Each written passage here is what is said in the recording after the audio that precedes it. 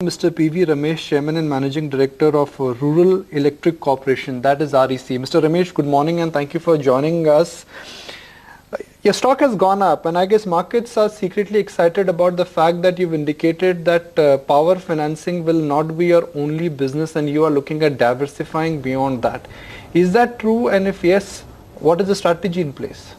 Now, very good morning. I'm happy to be here today.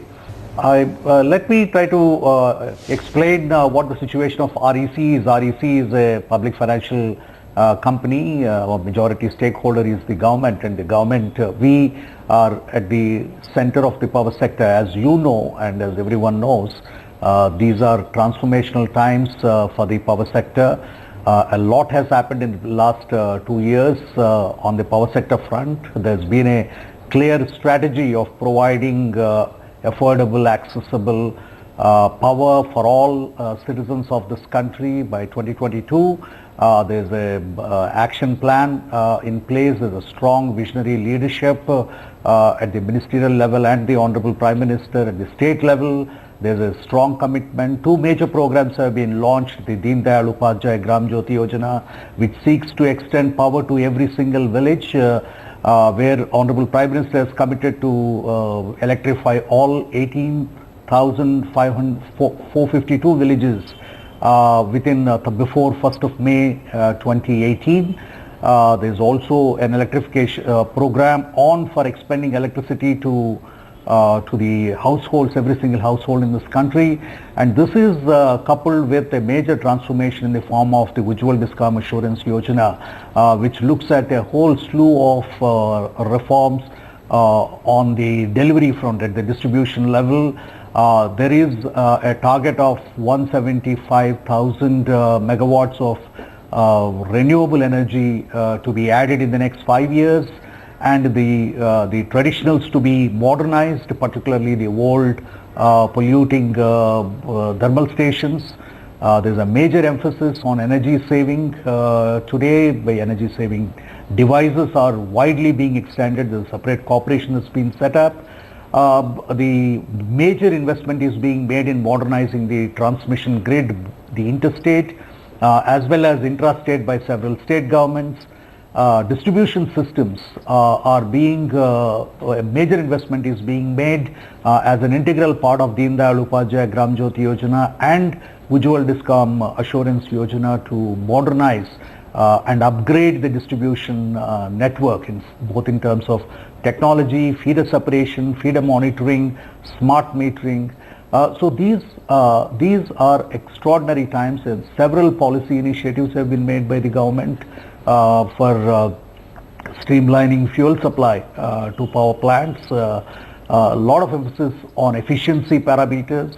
The center, state, power utilities and the financing institutions like ours are on the same page, perhaps for the first time in this country's history, that there's a national power exchange. So these are very, very interesting times for the power sector, and obviously that offers us a slew of opportunities.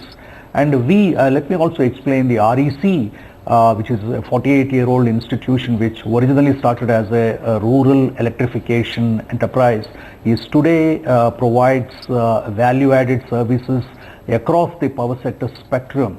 That includes the generation, transmission, distribution, and also the energy saving devices, and upfront at the fuel supply like the coal block development and the allied activities. So we have a mandate to work across the power spectrum. We've been financing in this business for a long time. As you also know that we are traded publicly, nearly more than 20% is held by the foreign institutional investors. So we are well positioned to support both the government, the state power utilities and the private sector. Okay. Mr. Ramesh, hi, morning. The last time you were on our channel, you said that you expect a loan growth of around 15 to 18% for FY18. Where do you see the incremental demand coming from? And if you could give us a vision statement, of so to speak, where do you think your product mix is going to head in FY18? No, I mean, I don't want to be speculative. I can only look at the data and the trends and the figures and then tell you what is likely to happen. I mean, as the power sector demand itself is raising very rapidly at all levels and across the country, and as the growth momentum picks up, and which it is projected to be higher than 7.5% for the current financial year, obviously there would be a huge increase in the demand for the power, and also naturally the investment. And then there are targets set by the government, the commitments made with reference to investments across the power value chain. Especially in the renewable spectrum, there is a massive upsurge on a CAGR. In the last 3 years, the renewables have grown more than 70%, and that trend is likely to continue.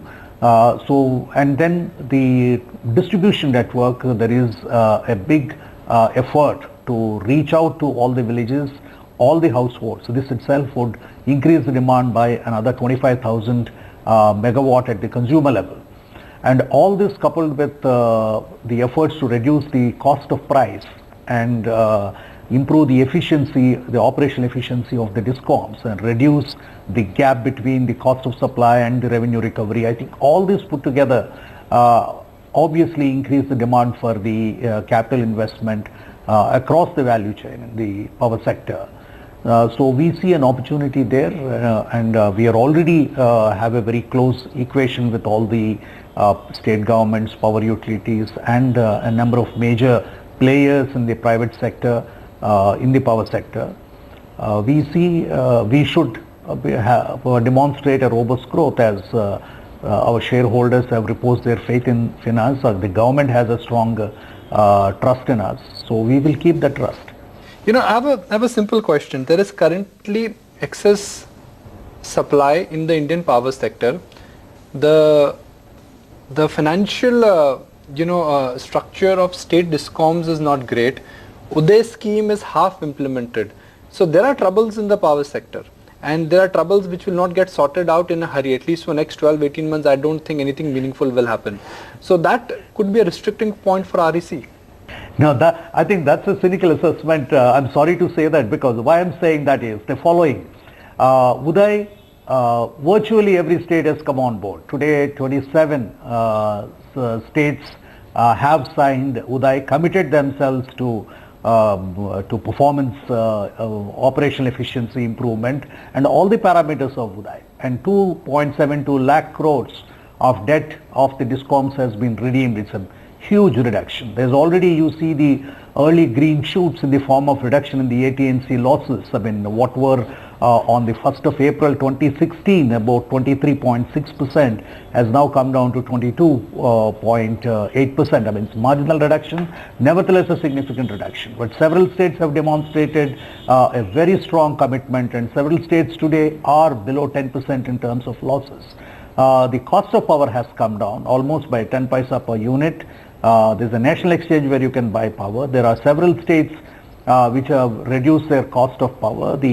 The difference, the gap between the ACS and ARR has come down from 56 paisa to 46 paisa. All this has happened in less than 1.5 years. So I do not believe that this cynicism on Uday is correctly positioned. The second is the Uday synergized with the investments that are being made in under Deen Dayal Upadhyay Gram Jyoti Yojana, which looks at not just household, village, and habitat electrification, but also on grid modernization at the distribution level and the delivery system.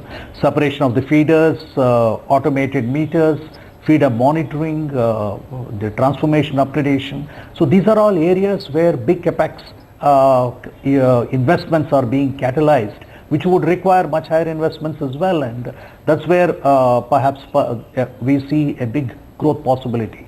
The renewables, as I've already said, is a segment that is growing very fast, is continue to likely to grow much faster, and the evacuation infrastructure for these renewable projects is another area where we are investing, where we have already a major player, will continue to play there. And the transmission upgradation, I mean, the government through the tariff bidding process, the competitive bidding process, is going for a public-private partnership in interstate transmission upgradation. That's a big investment that's going on there. Similarly, several states are upgrading their transmission, recognizing that their transmission capacity needs to be upgraded. Then there are old thermal plants which are quite old, and they need to be modernized, maybe replaced altogether. That's another big area which is immediately happening. There are hydro projects to come on board in Northeast and in the Himalayan region where there's a huge potential waiting to be tapped. Those projects are showing signs of takeoff. There are projects that are coming on board. So putting all this together, the power sector is poised for a very transformational times. Right. Mr. Ramesh, I must understand what the picture exactly is on asset quality as well. Tell us a little bit more about your exposure to the private power sector as well as exposure to SEB loans, and how much of this exposure is stressed according to you? Among the financial institutions, we've been diligent and cautious and conservative. We have the lowest exposure both in terms of stressed assets.